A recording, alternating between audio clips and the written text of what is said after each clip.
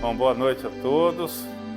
Vamos para mais um estudo. Já estamos no finzinho do livro, né? Estamos acabando o nosso livro. Estamos aí na penúltima aula, acho que antepenúltima aula. Tem mais, acho que 2 capítulos só. E a gente vai terminando uma aula importante, né? Um livro importante para a gente entender. E o próximo livro já vem é Ação e Reação, que é outro livro extremamente interessante da obra de André Luiz, né? Daqui a pouquinho vem o Mecanismo da Mediunidade, que também é muito bacana. Então a gente vai seguindo na obra de André Luiz, sempre acrescendo conhecimento, né? Que é fantástico isso na obra de André Luiz. Vamos lá então, estamos no finzinho do livro, o André Luiz está acabando a semana dele, né? De treinamento, né? De aprendizado. E hoje uma aula extremamente importante, porque ele vai ver uma parte, até vamos dividir em 2 aulas, né? O conteúdo desse capítulo é um pouco longo. E vamos vendo aqui, ó, o que a gente vai ver.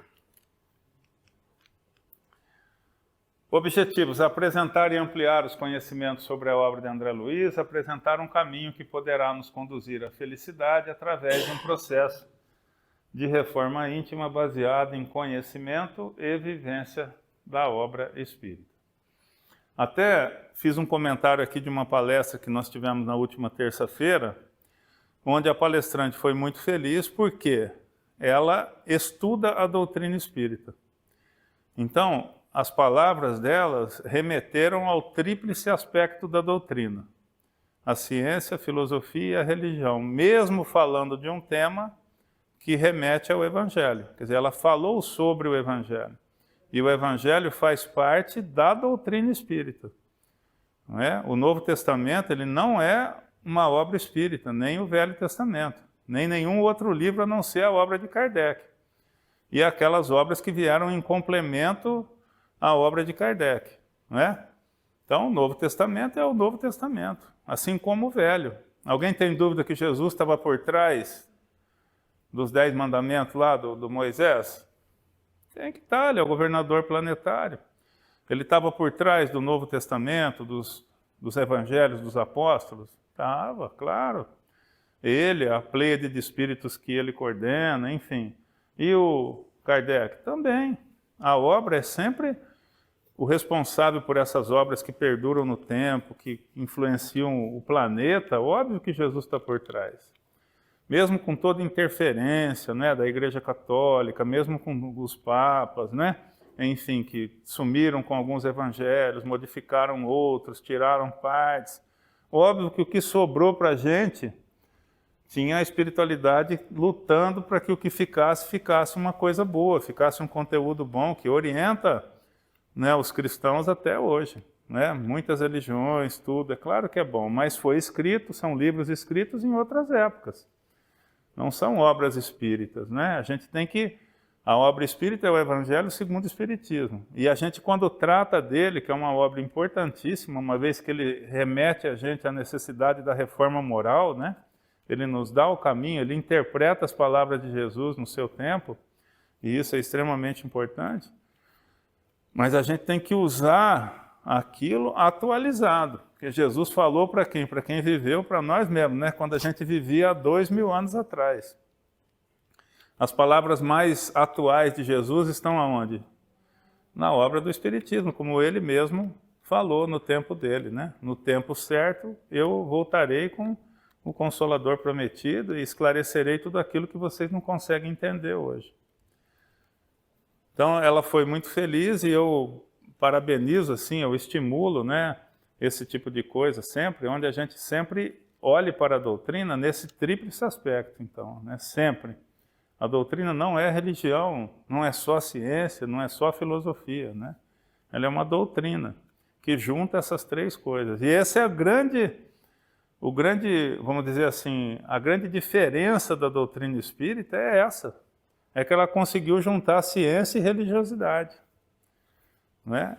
Nenhuma outra religião faz isso, a doutrina espírita faz. Não é religião, é uma doutrina, é um ensinamento, né? É um conteúdo para ser estudado, como uma ciência que é. Então é muito bom a gente pensar nisso e a gente sempre meditar usando esse conhecimento, né, na vida da gente, porque a ciência a gente tem que aplicar na vida da gente, senão não vale nada. Né? Um conhecimento inócuo não nos serve se a gente não aplica. Né? Não adianta fazer faculdade de medicina se você não quer ser médico. Sim, seria um tempo mais ou menos perdido, vamos dizer, um esforço muito grande despendido para quê, né? Você nunca vai exercer aquilo ali. Então, vamos lá. Aula 30, capítulo 28, efeitos físicos. Então, o André mergulha agora. Lembremos que o livro, né, são nos domínios da mediunidade. Ele vai tratando de um segmento da mediunidade em cada capítulo, né? Então, ele vai abordando aspectos da mediunidade, né? A gente vê que cada capítulo tem um foco, né? E agora o foco é o efeito físico, é a manifestação física, né? Como que ela acontece. Na aula passada, a gente observou o grupo trabalhando, né, mediunicamente, pessoas conectadas ao grupo, com diversos problemas nesse grupo, né? Naquele grupo que eles estavam analisando, uma vez que o grupo era composto por pessoas que não estavam devidamente preparados para o trabalho com a mediunidade. Então ele faz uma série de observações em função da mediunidade sendo usada no lugar inadequado por pessoas despreparadas, né? A quantidade de problema que isso gerava. Efeitos físicos, vamos lá então. O André, 20 horas haviam soado no relógio terrestre quando entramos em acanhado apartamento, no qual se realizariam trabalhos de materialização. Tanto Hilário quanto eu não desejávamos encerrar a semana de estudo sem observar algum serviço dessa natureza em companhia do assistente. De outra feita, acompanháramos experiências dessa ordem, assinalando-a em registro de nossas impressões. Contudo, os ensinamentos de aula eram sempre expressivos e valiosos, pelos fundamentos morais de que se revestiam, e suspirei pelo instante de ouvi-lo discorrer sobre os fenômenos físicos que nos propunhamos analisar.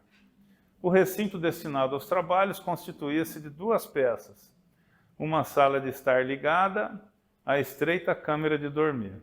O aposento íntimo, transformado em gabinete, albergava um médium, um homem ainda moço, e na sala espalhavam-se 14 pessoas, aparentemente bem intencionadas, das quais se destacavam 2 senhoras doentes, que representavam o motivo essencial da reunião, de vez que pretendiam recolher a assistência amiga dos espíritos materializados. Então, a reunião, semelhante ao que o Frutuoso, né, o doutor Frutuoso, Paulo César Frutuoso, ele nos reporta lá na Casa Espírita, como é que chama? Frei Luís, Lar de Frei Luís, no Rio de Janeiro, talvez o maior centro espírita do Brasil, né?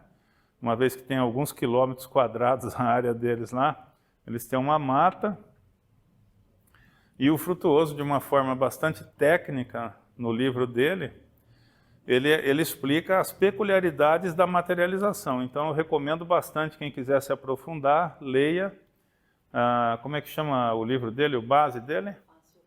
Face Oculta da Medicina. Então recomendo bastante, nós devemos ter aí, não tem na biblioteca? Temos a Face Oculta da Medicina. Lá ele explica, do ponto de vista de um médico, de um cientista, né, de uma pessoa muito técnica, ele pesquisa, ele vive esse fenômeno da materialização de forma bem mais profunda do que o próprio André Luiz vai nos descrever aqui.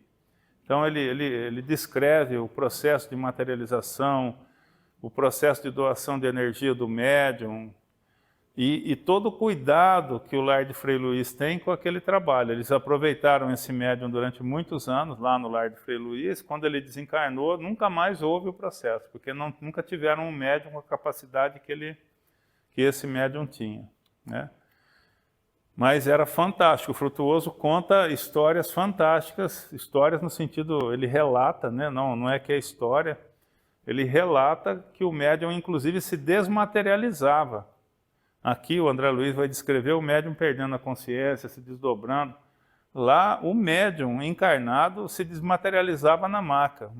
Ele falou que viu várias vezes metade do médium o lençol caía, ele era coberto numa câmera especial, o lençol da cintura para baixo caía, porque ele se desmaterializava e depois rematerializava no fim. Então é um trabalho impressionante lá o que o Frutuoso descreve nesse período onde houve esse médium lá que nunca mais teve outro. Hoje eles fazem um trabalho talvez parecido com o que o André Luiz descreve, mas nunca com aquela potência mediúnica que aquele médium apresentava. Então é muito importante ler esse livro, A Face Oculta da Medicina, muito interessante. Então, aqui um apartamento, bem diferente da descrição do Frutuoso, por exemplo, que a casa era cercada de mata, porque a espiritualidade tirava muita energia dessa mata, muita vitalidade, né, muita energia do plano espiritual para que aquele trabalho funcionasse daquela maneira, com a intensidade que ele tinha, e vamos dizer, com a eficácia que tinha o trabalho desenvolvido lá no lar de Frei Luís. A gente vai ver aqui que o trabalho é mais ou menos, aqui esse que o André Luiz acompanha. Por que é mais ou menos? Porque os médiuns não estavam devidamente preparados e porque o ambiente, um apartamento cercado de outras pessoas, de outras vibrações, quer dizer, a vibração média final, ela acaba aqui não sendo a mais adequada para esse tipo de trabalho, que trabalha com uma energia muito intensa e ao mesmo tempo muito sutil, muito delicada. Então o Frutuoso ele descreve com muita propriedade o ambiente ideal para aquele tipo de trabalho. Tanto que, assim, uma das coisas que influenciou bastante a gente criar essa casa aqui, a Casa do Jardim, foi justamente de situá-la entre dois jardins, né? Entre aspectos de natureza, porque isso diz que faz toda a diferença, assim, que faz uma diferença interessante na psicosfera média do ambiente para que coisas como cura, como materialização ocorram, né?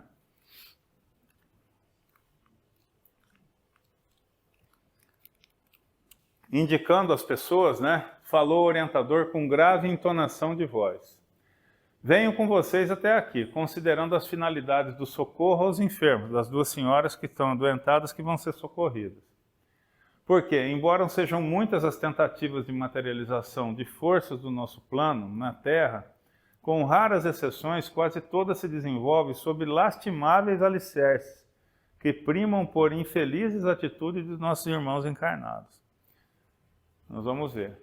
Só os doentes, por enquanto, no mundo justificam, a nosso ver, o esforço dessa espécie, junto das raras experiências essencialmente respeitáveis e dignas realizadas pelo mundo científico em benefício da humanidade. Então ele fala que a espiritualidade luta com essa questão da materialização para a cura, né, visando cura, por conta do doente que precisa do socorro, mas que normalmente os grupos não se preparam adequadamente para esse tipo de trabalho, o que dificulta muito o trabalho da espiritualidade. O André, quiséramos alongar o entendimento. No entanto, renteando conosco diversos obreiros iam e vinham, dando a perceber o início dos trabalhos daquela noite. A higienização processava-se ativa, isso tudo no plano espiritual, né? O André, o serviço reclamava cuidado. Segundo apontamentos recolhidos por nós, em outras ocasiões, aqui surgiam aparelhos delicados para a emissão de raios curativos. Acolá se efetuava a ionização do ambiente com efeitos bactericidas. Alguns encarnados, como habitualmente acontece, não tomavam a sério as responsabilidades do assunto e traziam consigo emanações tóxicas, oriundos do abuso de nicotina, carne e aperitivos. Além das formas pensamento, olha que interessante. Então, ó, nicotina, né, substâncias tóxicas de maneira geral, né, carne. O Frutuoso faz uma relação muito interessante da carne de peixe, que ele fala que a carne, eu não vou lembrar a substância agora, mas ele fala que a carne do peixe ela tem uma substância X que tem uma propriedade tal que ajuda no processo de materialização, na hora em pouca quantidade, não é para empanturrar de peixe, né? Mas que eles comiam peixe por indicação da espiritualidade, porque a carne de peixe induzia a produção de um determinado tipo de de hormônio ou de alguma coisa do organismo, que eu não vou me lembrar agora do livro, e isso ajudava a espiritualidade. Isso naquele caso particular dele lá, né? Nossa recomendação aqui na nossa casa é o quê? Uma alimentação leve, né? Tira a carne se come carne não é leve, né? Então a gente pede normalmente para o trabalhador no sábado se abster da carne, comer pouquinho, vir com, assim, fazer a refeição, mas moderar, né? Para que chegue na hora do trabalho, 3 e pouco, com a digestão feita e ele sem gastar a energia do organismo dele para esse fim, né? Então, ó, emanações tóxicas oriundas do abuso de nicotina, carne e aperitivos, além de formas de pensamento menos adequadas à tarefa que o grupo deveria realizar. Se a pessoa se põe numa faixa vibratória inferior, num salão, mesmo que seja ele para receber, para trabalhar então nem se fala, né? Mas mesmo que seja para receber, o que acontece com ele? Ele dessintoniza da faixa vibratória dos mentores que estão querendo ajudar ele, dos trabalhadores que estão naquela faixa da ajuda, da cura e tal. Então ele puxa a vibração dele para baixo, dificulta muito a ação dos espíritos desencarnados nele próprio, né? Se é trabalhador, bloqueia a possibilidade de ele ser um vetor de doação de uma energia boa para que o trabalho aconteça. Normalmente esse trabalhador ele fica encapsulado, né? E aqui na casa, vira e mexe, pessoal, a gente tem notícia da espiritualidade dos mentores que um ou outro trabalhador, mesmo frequentando o trabalho, fica encapsulado o tempo todo, porque passa por um período, enfim, está gerando uma energia que não é apropriada. Então, para que esse trabalhador não interfira na faixa vibratória média do ambiente, interferindo com todo o processo de cura, ele é isolado magneticamente e fica dentro de uma bolha ali o tempo todo. Ele acha que ele está trabalhando, mas ele não está fazendo nada ali. Está só presente ali, atrapalhando, na verdade, né? Quando é por um motivo de dor, ou a pessoa está triste porque aconteceu alguma coisa, vá lá, menos mal, né? A pessoa veio, mesmo estando triste, tudo, tem todo um...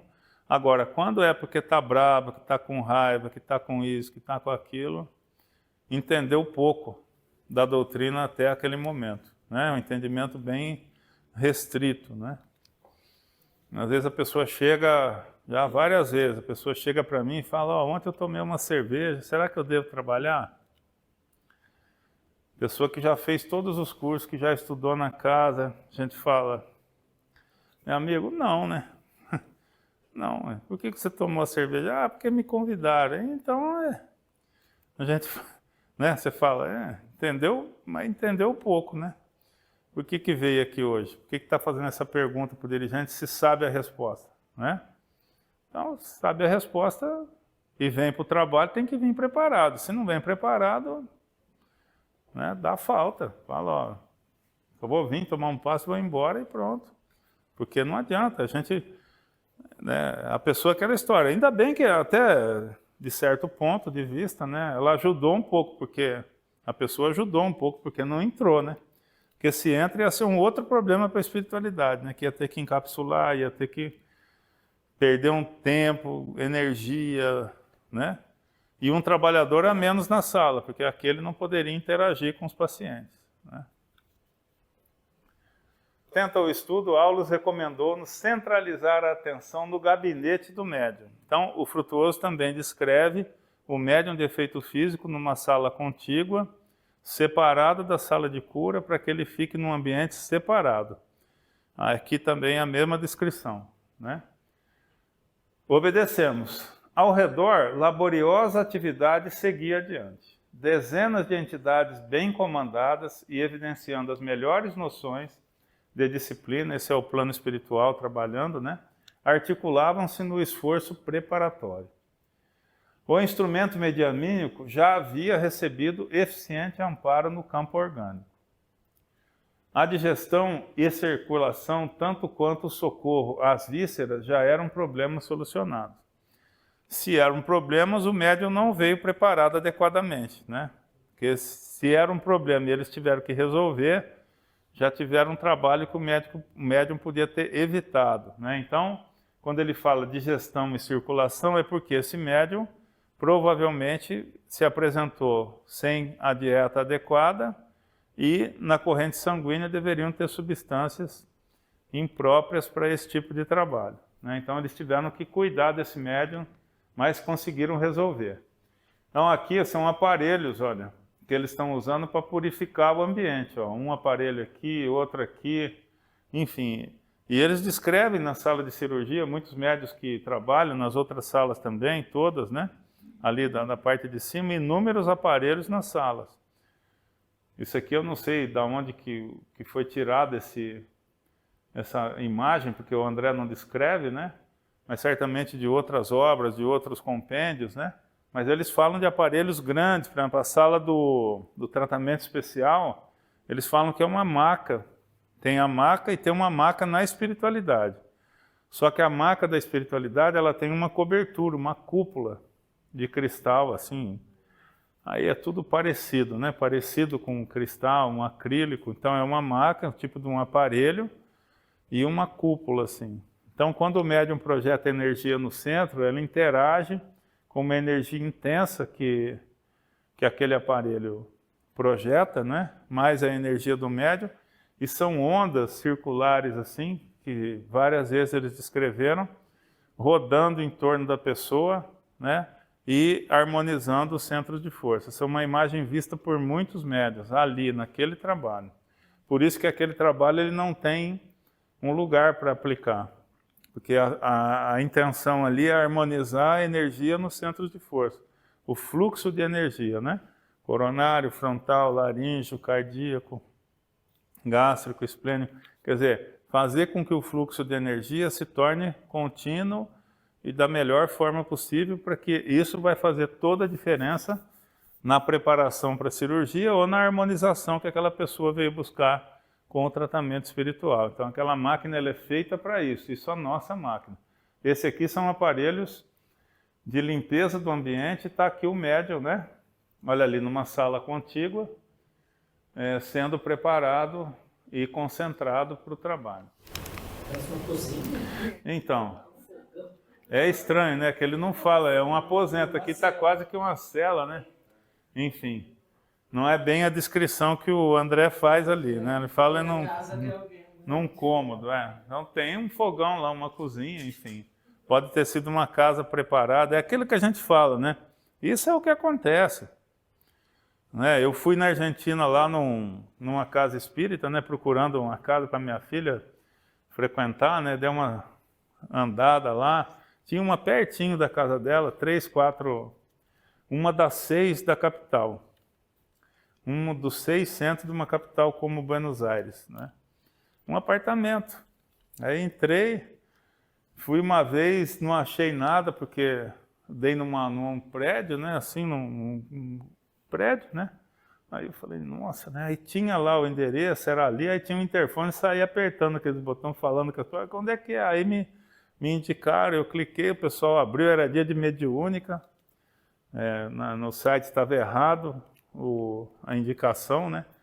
Mas aí eu falei que era do Brasil, tal, e que eu queria conhecer. Aí ele, pode subir, sobe aí. Aí pessoal, gente boníssima, assim, né?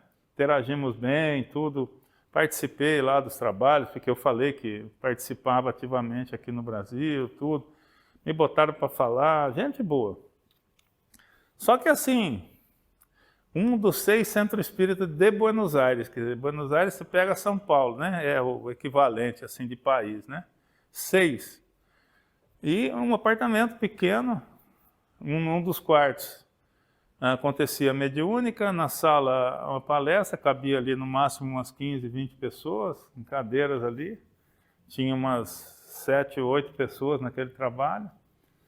E a realidade de um país, né? Que tem a sua Federação Espírita fundada em 1880, quase que o Kardec estava vivo ainda, né? Muito perto do advento do Kardec, né? Quer dizer, A doutrina chegou num país muito depois do Kardec, muito perto do Kardec, né? Uma federação, né? Foi fundada a Federação Espírita Argentina. Ele já tinha que ter, né, uma estrutura por trás, gente, tudo, né? Só que não andou. É um país que parou, né? Mas a realidade ali é que não tinha nada de uma casa espírita, era um apartamento onde pessoas se reuniam, sim, para estudar a doutrina, bem. Mas aí a psicosfera fica complicada, é que nem aqui, um apartamento. Quer dizer, como que você cuida da psicosfera de um prédio que tem mais 80 apartamentos de gente vivendo ali? Do lado, em cima, embaixo. Pensa no imbróglio magnético que significa isso, né? Gente vivendo, fazendo sabe Deus o quê, em cima, embaixo, dos lados, tudo. Então, muito complicado, né? Que nem aqui um apartamento. Pô, pensa o Frutuoso, o negócio lá no Frei Luiz, tem que ser na mata, uma casinha de só isso que acontece lá. Os médicos têm que se preparar, têm que ficar no centro. Eles dormiam no centro para já se concentrar na noite anterior, para chegar no trabalho totalmente concentrados para que as coisas pudessem acontecer. Eles dormiam lá, toda a equipe, né? E aqui a gente vê que não é bem assim, né? Vamos lá. O André, dispensar-nos-emos de maior rigor descritivo, porquanto em outras páginas a materialização, de acordo com as nossas possibilidades de expressão, mereceu-nos meticuloso exame, no que respeita às substâncias, associações, recursos e outros movimentos do plano espiritual. Agora, ele está falando que em outras obras dele, ele fala com mais profundidade na questão da materialização. Agora interessava-nos a mediunidade em si. Intentávamos analisar-lhe o comportamento em suas relações com o ambiente e as pessoas. E, para isso, a nosso parecer, nenhuma ocasião melhor que aquela em que nos dispunhamos da colaboração segura de um amigo competente e devotado, qual o instrutor que nos acompanhava solícito. Apagada a luz elétrica e pronunciada a oração de início, o agrupamento, como de praxe, passou a entoar hinos evangélicos para equilibrar as vibrações do recinto. Colaboradores desencarnados extraíam forças de pessoas e coisas da sala, inclusive da natureza em derredor, que, casadas aos elementos de nossa esfera, faziam a câmara mediúnica o precioso e complicado laboratório. É o que o Frutuoso descreve, né? Ele tem que pegar uma grande quantidade de energia do médium, dos presentes e da natureza, para que o processo de materialização ocorra de maneira adequada. Na verdade, são substâncias do plano material, né, que eles precisam para que é muito ectoplasma que eles precisam para o processo de materialização. Então tem que ter natureza perto. Aqui um apartamento, enfim, eles foram buscar em algum lugar, certamente não é do lado, né? Mas precisa, né? Então, se for num lugar onde tem a vegetação, planta, uma floresta, né, uma mata perto, ajuda no processo de materialização. O André, correspondendo à atuação magnética dos mentores responsáveis, desdobrou-se o médium. Então, de cara, o médium desdobrou. E lá também, no Frutuoso, o médium desdobra, ele deita, adormece e desdobra. Ele sai do corpo físico. Sempre, né? E não participa da atividade. Afastando do veículo físico, de modo tão perfeito que o ato em si mais se me figurava a própria desencarnação, porque o corpo jazia no leito, como se fora um casulo de carne, largado e inerte. O veículo físico, assim prostrado, sob o domínio dos técnicos do nosso plano, começou a expelir o ectoplasma, qual pasta flexível, à maneira de uma geleia viscosa e semilíquida, através de todos os poros, e com mais abundância pelos orifícios naturais, particularmente da boca, das narinas, dos ouvidos, com elevada porcentagem, a exteriorizar-se igualmente do tórax e das extremidades dos dedos. A substância, caracterizada por um cheiro especialíssimo, que não conseguíamos descrever, escorria em movimentos reptilianos, cíclicos, né? Acumulando-se na parte inferior do organismo medianímico, aonde apresentava o aspecto de grande massa protoplasmática, viva e tremulante. Essa massa protoplasmática, uma comparação seria não alga no sentido de planta, fungo, seria uma massa de fungo assim, sabe? Mas não é coisa ruim, né? Aquela, sabe, um fungo, não é vivo, mas é uma massa ali, né? Um negócio daquele assim, só para a gente visualizar isso, né? Viva e tremulante. Olha lá. O médium, né, desdobrado e ele projetando o ectoplasma e se acumulando na parte inferior do corpo dele. E aqui, ó, esse desenho aqui é interessante porque o ectoplasma, né, propriamente dito, ele realmente sai mais das extremidades. Por isso, em algumas cirurgias feitas aqui na casa, a espiritualidade nos pede para usar, nos induz talvez em pensamento, comigo acontece talvez mais um pouquinho, a doar pelo sopro. Porque o sopro pela boca, né, é um dos lugares onde mais sai o ectoplasma, onde a gente projeta a maior quantidade. Sai pelas mãos também, mas eles falam que a maior quantidade sai pelos orifícios. Então, quando propriamente a cirurgia precisa de muito ectoplasma, e a gente nunca sabe disso, a gente é estimulado, né, espiritualmente a entregar esse ectoplasma pelo sopro, porque sai uma quantidade maior, e no caso porque é necessário naquela intervenção, né? Companheiros nossos prestavam carinhosa assistência ao médium, separado da vestimenta física, como se ele fora um doente ou uma criança. À margem da ação, Aulos esclareceu prestimoso. O ectoplasma está em si tão associado ao pensamento do médium. Aí é que eu falo, a formatação do pensamento. Então olha essa frase que fantástica, ó. O ectoplasma está em si tão associado ao pensamento do médium quanto as forças do filo informação se encontram ligadas à mente maternal. Tem uma dependência muito estreita, né? Em razão disso, toda a cautela é indispensável na assistência ao medianeiro. Hilário, que ouvia, reverente, indagou. Tal cuidado decorre da possibilidade de inconveniente intervenção do médium nos trabalhos? O médium está desdobrado, está ali do lado. Só que o que esse médium está pensando? Em que faixa vibratória ele está ali naquele momento? O que ele está falando aqui? Que essa produção e a qualidade, a quantidade do ectoplasma, totalmente necessária num processo de materialização, depende o quê? Da faixa vibratória que o médium permanece. Porque o médium desdobrado, ele está consciente ali, nesse caso, né? E a faixa vibratória em que ele está interfere fundamentalmente na quantidade e na qualidade do ectoplasma, da energia que ele fornece para o trabalho em andamento ali. Aí o Aulos, exatamente, se pudéssemos contar com mais ampla educação do instrumento, então o médium já vê que não é essas coisas.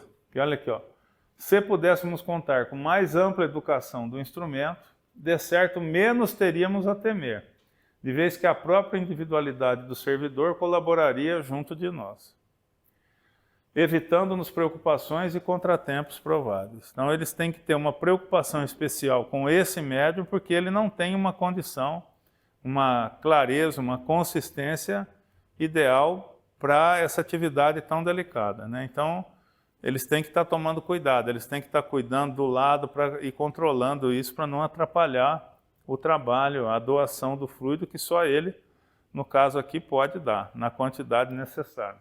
Os outros médiuns presentes não poderiam doar? Então, mas é que assim, eles doam, todo mundo doa, né? Aqui no passe, quando, por exemplo, o passista, ou quando uma pessoa precisa de mais, além do que o passista pode oferecer, eles coletam da coletividade. Mas a quantidade do médium de efeito físico é absurda. É muito além de pegar todos os passistas de um salão, não dá 1/10 do que um médium desse Porque numa reunião dessa, todos os que estão presentes têm que estar muito alinhados com a situação. Sim, então.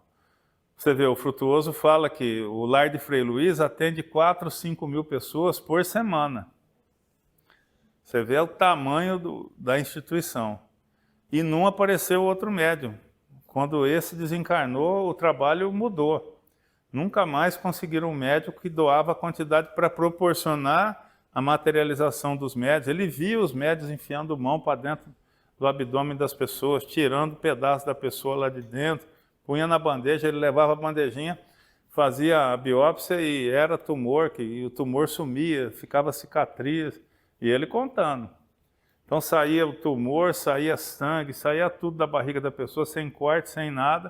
O pessoal tinha que limpar, ele pegava a massa tumoral, levava para o hospital, ele é médico cirurgião, né? Fazia biópsia, era uma massa tumoral, aí radiografava a pessoa, o tumor sumiu e ficava a cicatriz cirúrgica no local. Isso na frente de todo mundo, o médico materializado, todo esbranquiçado, fazendo a cirurgia dessa forma. É fantástico. Ele tratou um professor, né? Porque como deu tecido cardíaco, o cara ia desencarnar, né? Ele tratou, levou, era tecido cardíaco, ele se recuperou, só que o professor não acreditava, mas se curou. Ele fala de uma válvula mitral que ele ficou extremamente impressionado, porque a válvula foi trocada. A válvula mitral é diferente de um tumor.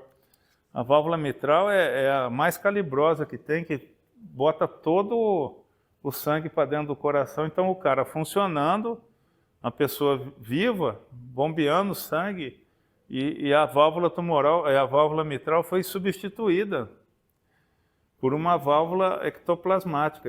Então ele falou que era célula a célula. Ele pergunta para o médico, né, para o espírito lá encarnado que era médico, como que era possível com o coração bombando você trocar uma válvula. Para um cirurgião, né, óbvio que era impossível, né? Para a pessoa viva, né, você bombando o coração, como você tira uma válvula. Aí ele falou que o processo na espiritualidade é uma célula de cada vez. Então, tirava uma célula da válvula que estava com defeito e outra era criada de ectoplasma. Imagina no nível celular, os milhões de células, um processo desse, como que tem que acontecer? Né? A gente imagina tipo um scanner, assim, né? Pensa um scanner descendo na válvula, vai tirando a ruim, botando uma boa, tirando ruim, botando uma boa, tirando ruim, botando até... Quando acaba a última célula, está tudo nova, e as que não prestavam saíram do corpo e não parou o bombeamento de sangue, não parou o coração, não parou nada.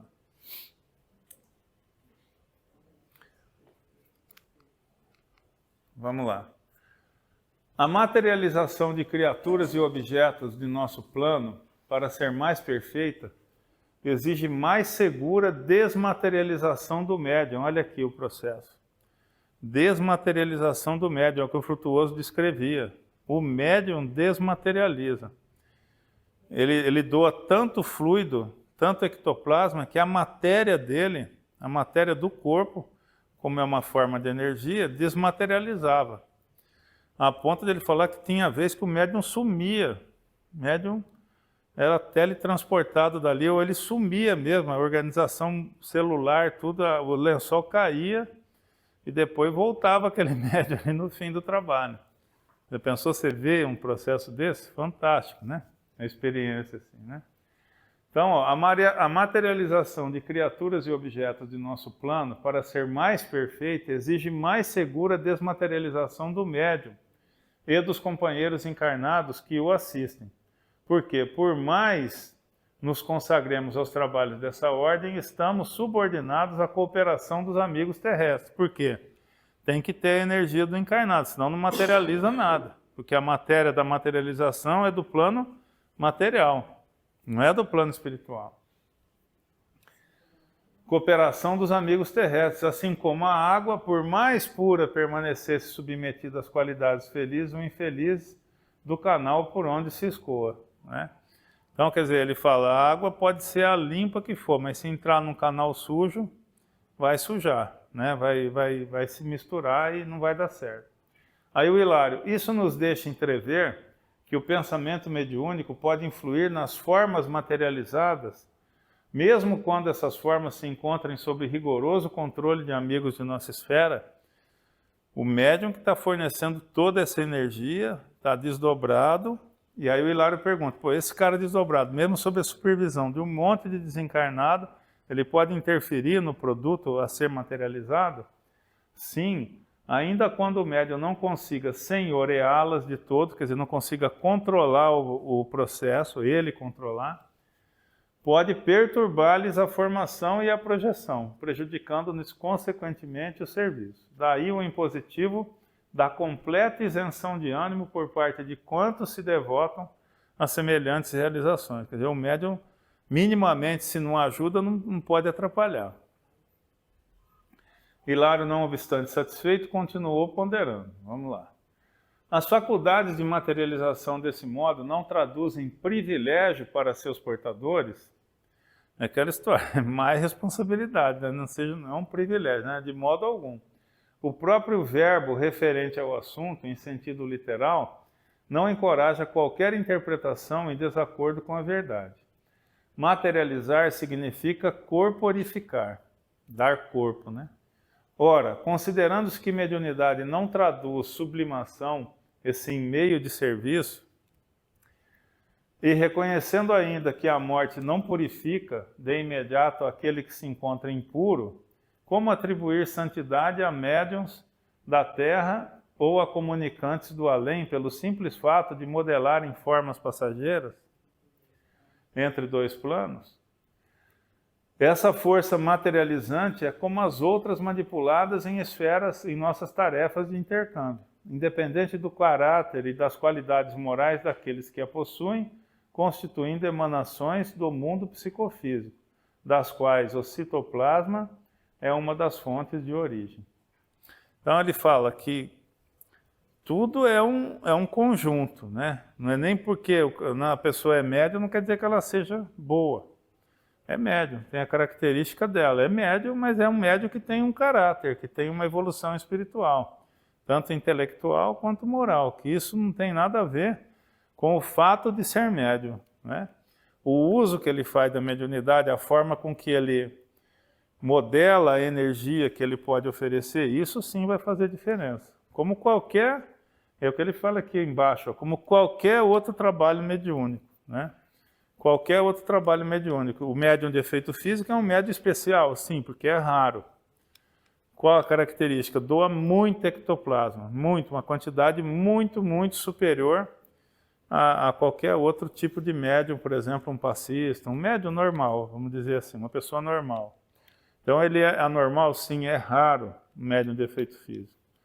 O médium de cura, o dito médium de cura, também é um médium que caminha para doar um pouco mais de energia, né? É o dito médium de cura.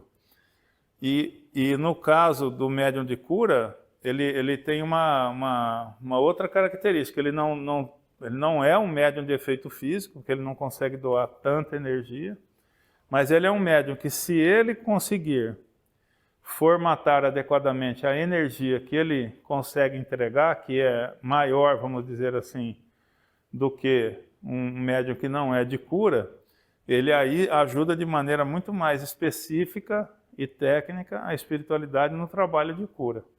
O médium de efeito físico, você vê, eles desdobram e meio que isolam o médium, esse médium aí, para não atrapalhar. Eles estão preocupados com esse médium que ele não atrapalhe. Então, quer dizer, se fosse um médium esclarecido, intelectualizado, que estudasse, que se preparasse, ele poderia conscientemente, desdobrado, estar ajudando o processo. Só que no caso aqui eles têm que segurar a onda dele. O médium de cura da mesma forma, né? Quanto mais ele conhece o que ele está fazendo, quanto mais ele consegue mobilizar a sua energia com qualidade, quer dizer, dar a qualidade do pensamento naquele momento, mais ele auxilia no processo de cura, né? O Aulus continua. Em alguns raros indivíduos, encontramos semelhante energia com mais alta percentagem de exteriorização, que são os médiuns de efeito físico. Contudo, sabemos que ela será, de futuro, mais abundante e mais facilmente abordável, quando a coletividade humana atingir mais elevado grau de maturação. Quer dizer, aí, na verdade, todos com maior consciência vão conseguir doar mais energia, uma energia mais qualificada para essas atividades. Até lá, utilizar-nos-emos dessas possibilidades como quem aproveita um fruto ainda verde em circunstâncias especiais da vida, suportando, porém, o assédio de 1000 surpresas desagradáveis ao recolhê-lo, de vez que em experiências como esta submetemo-nos a certas interferências mediúnicas indesejáveis, tanto quanto as influências menos edificantes de companheiros encarnados francamente inaptos ao serviço dessa espécie. Então, o que ele está falando aqui? A espiritualidade é como a gente fala, né? A gente brinca, se não tem tu, vai tu mesmo. Só tem tu, né? Vai tu mesmo, né? A brincadeira que faz. E é mais ou menos isso. Aí tem um grupo que está se dispondo a curar através do processo de materialização. Podia não ter, né? Podia não ter esse grupo, então, mas tem. Então as pessoas estão dispostas, estão ali para fazer isso, para curar pessoas. Tem um médium de efeito físico que está ali doando as suas energias. Não são os instrumentos ideais? Não, nesse caso não. Mas é o que tem. Então o Aulo está falando isso. O que mais acontece é isso, é o grupo, a gente tem que aproveitar. Então se não tem fruta madura, vai a verde mesmo. E a gente tem que dar um jeito de aproveitar essa fruta, né, esses médios, para fazer o melhor que a gente pode. O que ele está falando é isso. Quando ele fala da maturidade da coletividade humana, já mais ou menos no tempo do André Luiz e no tempo do Frei Luiz, então, eles acham que era maior. Então, André Luiz nós estamos falando em 1950, né? Já o Frei Luiz é 1980, 70 e pouco. Não é muito longe, né? Eu acredito que ele fale assim, quando uma humanidade que vive no planeta Terra, já regenerada, a Terra, você vai ter o quê? Uma psicosfera média muito mais elevada no planeta. Então, por exemplo, se você junta um grupo desse, por eles já serem espíritos regenerados, obviamente esses problemas mais grosseiros já não vão existir.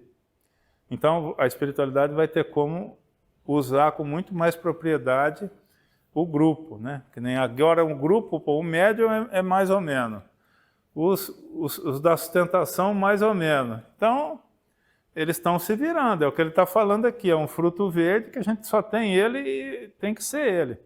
No futuro, com os espíritos mais evoluídos, mais bem preparados, mais conscientes do trabalho, tudo tende a ser mais fácil para que o processo se repita, né, outras vezes.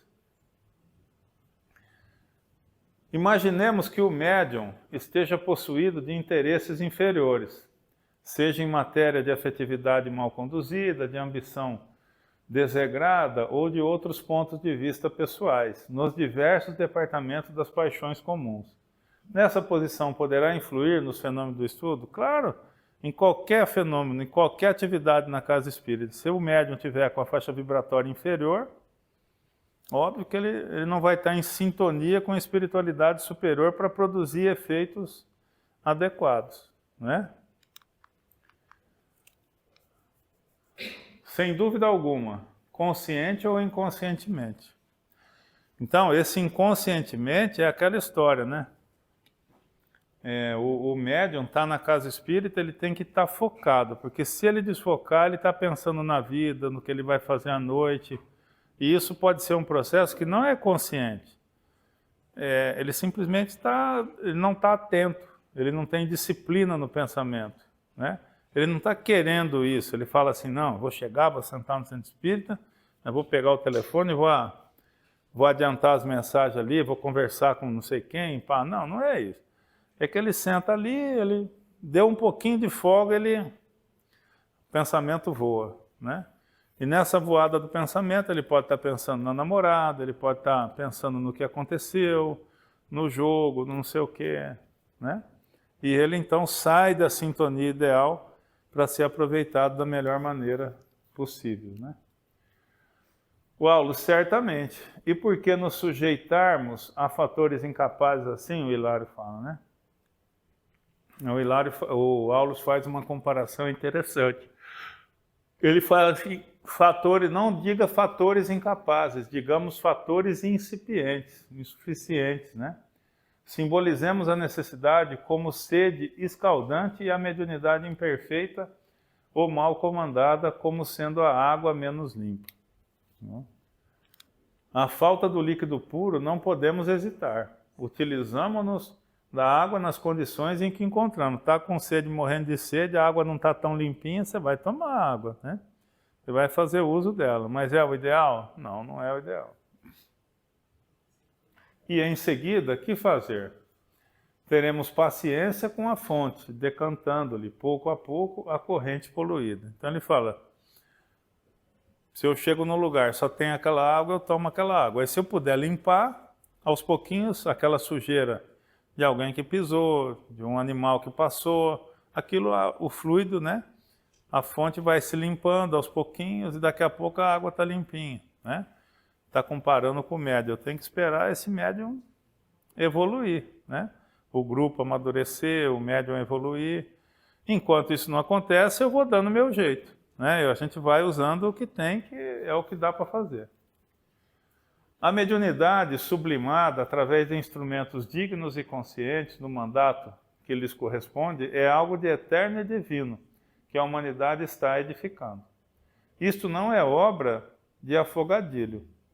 A improvisação não é alicerce para os santuários da sabedoria e do amor que desafiam o tempo. Quando casa espírita só tem anjinho, né? Se fosse assim, estava fácil, né? Se fosse todo mundo espírito superior que chegasse aqui, aí era bonito, né? Todo mundo participava, todo mundo não tinha problema em casa, todo mundo vinha com a melhor das vibrações, todo mundo era pontual, não faltava, não sei o quê, papapá, ajudava, fazia tudo. Aí, mas não é, a realidade a gente está aqui para quê? Para se aperfeiçoar. Se a gente tem que aperfeiçoar é porque a gente é imperfeito, né? Então, casa espírita é ponto de encontro? É ponto de encontro. Mas ponto de encontro de quem? De gente que tem que aprender, né? De gente que tem que aprender, que tem que evoluir, que tem que caminhar, né? Então, obviamente, a gente vai ter percalços, né? Com os trabalhadores, com tudo, com as relações, vez por outra dá uma enroscada aqui, ali, tem um probleminha, tal. Normal, tem que ser normal, né? Porque a finalidade é essa, né? Agora aqui, ó, improvisação não é alicerce. E nunca vai ser, né? A gente não pode ir para nada, né? Fazer nada e falar assim, não, deixa rolar que a gente se vira. Isso aí é... uma hora dá errado, né? Mesmo que a pessoa seja uma pessoa muito especial, seja uma pessoa muito preparada, deixa rolar, isso aí a gente dá um jeito na hora, né? A minha vida inteira, se eu tivesse pensado assim, eu não estava aqui já há muitos anos, né? Você pega piloto, pega gente que corre risco, se você for achar que se der um problema você se vira, não vira. Vida curta, né? Paraquedista, pessoal que escala montanha, mergulho de profundidade, esses esportes que envolvem um risco, não só esporte, mas o profissional mais, né?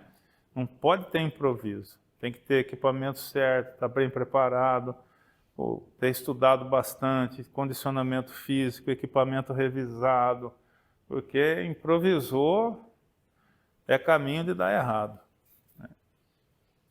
Tem que estar preparado para improvisar, é diferente. O conhecimento prepara para o improviso, mas o improviso não pode ser uma expectativa. Você tem que fazer o teu trabalho para que não precise de nada de improviso, que tudo ocorra dentro do padrão de segurança que você idealizou. Na casa espírita não pode ser diferente. O médium, deixa ele para a mesa, pô, ele fez tanto isso na vida, põe na mesa que a espiritualidade se vira. Ruim para o médium, né? A espiritualidade se vira assim, nenhum espírito vai ficar ruim porque o médium foi despreparado, foi para a mesa. mas pode ser um prejuízo muito grande para ele, para a casa, para tudo. Nesses aspectos a gente não pode improvisar, tem que ter um processo, né? Tem que ter um processo de formação, de ambientação, para que o médium vá seguro para a atividade mediúnica, né? Vamos parar, pessoal? 9h10, a gente já caminhou bem. Então agora, daqui para frente, nós vamos começar já o processo, né? Então, ele vai falar dos tipos de fluido que o médium despende, vai falar do processo realmente que está rolando ali no trabalho, tá bom? Você falou das ideias importantes? Eu não pus, né? Então, ideia importante, a desmaterialização molecular. E a gente vai ver, e ele vai explicar isso, né? Um pouco para frente aí, o que acontece com o médium, né? E quando a gente fala de materialização, desmaterialização, parece um negócio, e é muito complexo, né? Porque você envolve uma quantidade de energia para você desmaterializar, ou seja, para você desmanchar o núcleo de um átomo, né? De uma molécula, você dissociar uma molécula. Porque como que você desmaterializa um corpo? Como é que o corpo do médium evapora e depois volta? Você tem que desmaterializar e rematerializar depois. Como é que o Frutuoso descreve que uma válvula mitral foi substituída num coração funcionando? Desmaterializando cada molécula desmaterializada, havia o que? A materialização de outra com base em ectoplasma. E ele fala que aí o ectoplasma não é a formação da nossa molécula, não é de ectoplasma, é de fluido cósmico universal. Só que a molécula materializada no corpo da pessoa que tem uma cirurgia espiritual, ela vai, pelo código genético que nós temos no sangue, no corpo como um todo, por associação, aquele material de ectoplasma se transforma rapidamente na célula funcional que, obviamente, aquela molécula formada com base no ectoplasma, ela tem que ter uma inserção ali de um código genético tal que puxa os componentes, vamos dizer assim, né, para formar aquela célula especializada de onde ela foi colocada. Não é assim no feto? Como é que o feto funciona? Tem uma forminha, né, que seria o código genético, que vai dar o que? A formação de tudo que é célula diferente no corpo. Então, provavelmente, o mesmo processo é feito. É posto uma substância básica ali no formato funcional de uma válvula dessa, no coração, e com o mesmo código genético que existe no corpo da pessoa, o organismo regula a formação depois daquele material que foi inserido ali, como um transplante, né, de uma válvula dessa. O código genético existe, né? Dentro do nosso código deve existir um código da válvula, das células que pertencem à válvula cardíaca. Porque a gente começa com o quê? Com uma célula só, né? Com o ovo e com o espermatozoide. Está tudo ali. Dali a duplicação, né? Então a gente tem um ovo e um espermatozoide, que já não são uma célula só, mas são substâncias, são organismos muito pequenininhos.